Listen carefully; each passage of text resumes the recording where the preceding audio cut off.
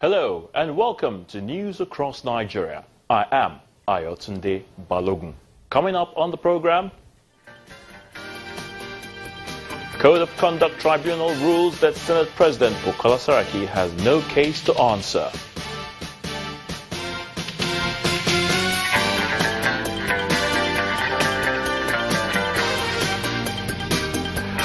Former President Obasanjo takes zero tolerance for hunger campaign to Benue State.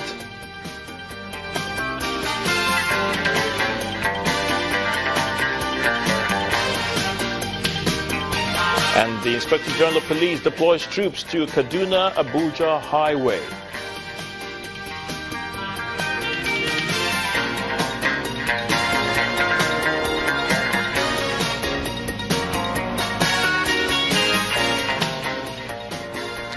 The Senate President, Dr. Bukola Saraki, has been acquitted by the Code of Conduct Tribunal of the 18-count charge of false declaration of assets.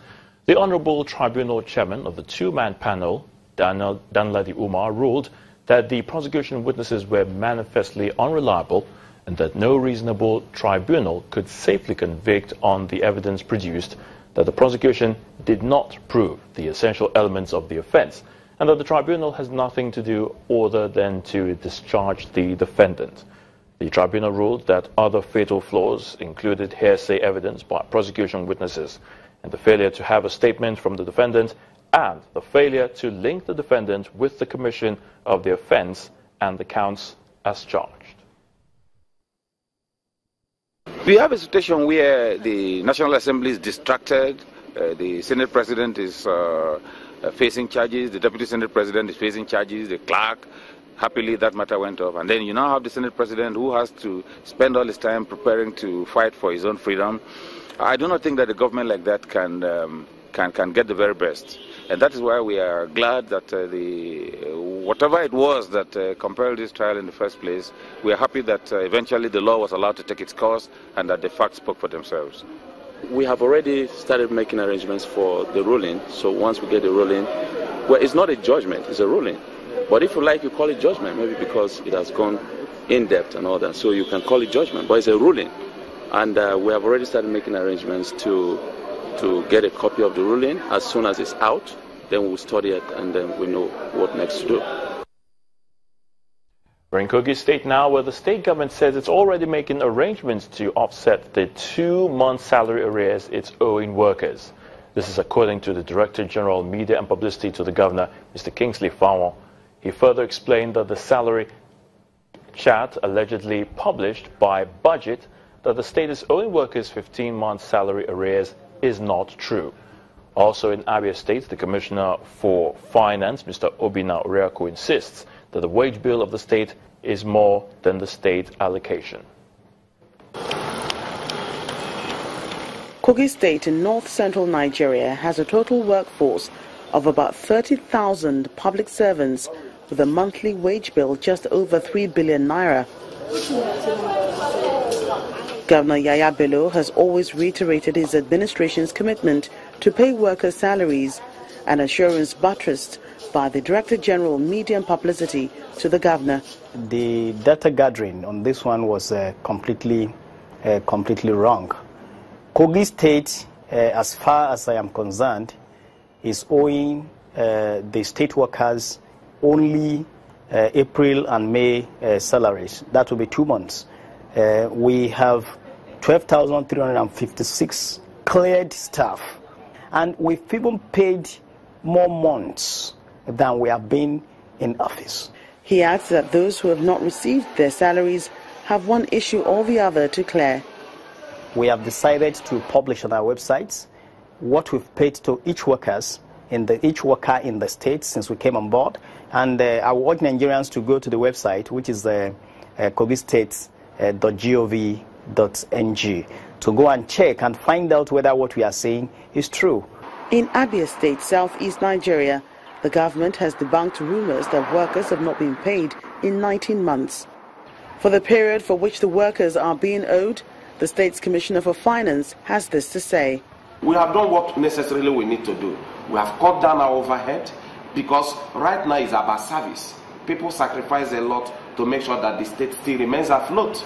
It's pretty difficult. On the pension, I want to also correct that erroneous publication. I don't know where it came from. We are not owing 19 months. As at yesterday, state pensioners were paid that of November salary. November to date is not 19 months. And then there's the issue of the pensioners. State of payment of pensions in Abia State is a worrisome one, in the sense that civil service pensioners, that's the pensioners who take their pensions through the state pension board.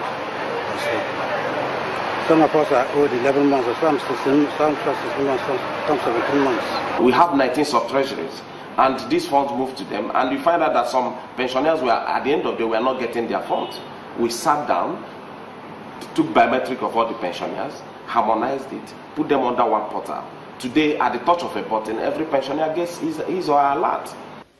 With this commitment, public servants in Kogi and Abia states can continue their work, assured by their governments that all their outstanding allowances will be paid anytime soon. A newly elected local government chairman in Benue State have pledged to complement the state government's efforts in the provision of primary health care centers and public primary school education. Now, this is coming on the heels of their inauguration by Governor Samuel Ortom, who charged them to uphold the work ethics of his administration. The fate of local government and rural dwellers in Benue State since 2012 was left in the hands of the state government, who controlled administrative and socio-developmental projects. The practice of appointing sole administrators meant that rural roads, primary health care centers, and public schools were neglected. The Samuel Ortom administration is changing that by complying with local government laws, conducting and swearing in 23 newly elected council chairmen. Those of you that have been sworn in have been given the mandate to serve the people, not only to play politics. Therefore, you should settle down quickly to provide the gains of democracy to all our people and communities, irrespective of their political party affiliations. Mr. Austin Okoche, like all the elected chairmen here, have set out an agenda for healthcare and educational needs of rural dwellers. I am going to ensure that healthcare, education are given topmost priority. Why? Because I have realized that these two segments of the lives of my people have suffered huge setbacks. On his part, the Otukpo local government chairman is focused on trade and economic partnership.